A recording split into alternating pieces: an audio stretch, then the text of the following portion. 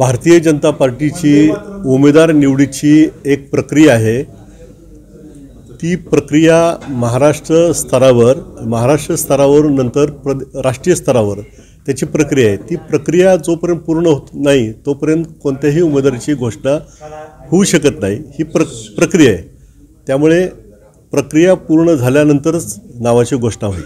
पंतप्रधान नरेंद्र मोदीजी यांची प्रतिमा बदनाम करण्यासाठी, मलिन करण्यासाठी @आम आदमी पार्टी असं नाव असलेल्या यूट्यूब चॅनलवर मोदी बाबा 40 चोर, चोरों की पसंद मोदीजी ही निरमा वॉशिंग पावडरची जिंगल टोन वापरून त्या निरमा वॉशिंग पावडरच्या पॅकेटवर नरेंद्र मोदीजींचं फोटो टाकून ही बदनामी करण्याचा प्रयत्न आक्षेपार्ह आहे, आपत्तिजनक आहे।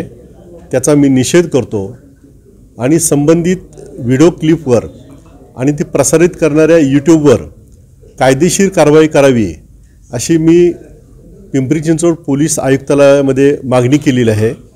त्यामुळे त्यांच्यावर निश्चित कारवाई होईल।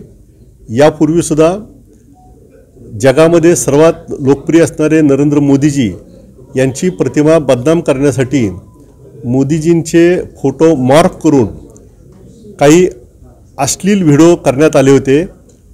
असे हजारो व्हिडिओ मी पोलिसांच्या निदर्शनास आणून दिले होते।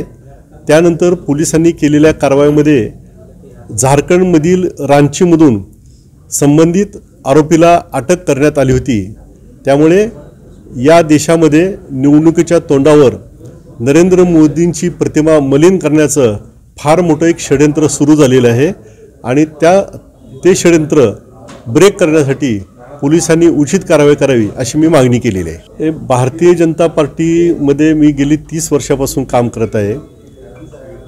माझं भाग्य आहे आणि भारतीय जनता पार्टीची एक कार्यपद्धती आहे की भारतीय जनता पार्टीमध्ये न पद मागणाऱ्याला सुद्धा पद मिळतं।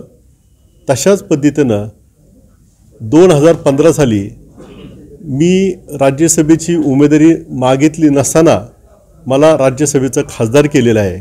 त्यामुळे या पार्टीकडे उमेदवारी मागण्याची मला गरज कधी पडली नाही। माझ्या नावाची चर्चा आहे। भारतीय जनता पार्टी हे सर्वोच्च नेतृत्व आहे। जो निर्णय घेईल तो मला मान्य असेल। भारतीय जनता पार्टीमध्ये जे भारतीय जनता पार्टीच्या विचारधाऱ्यावर विश्वास ठेवतील, त्या पद्धतीनं वागण्याचा मान्य करतील आणि भारत मातेची सेवा करायची हा त्यांच्यामध्ये मनात भाव असेल तर कोणीही भारतीय जनता पार्टीमध्ये येऊ शकतो।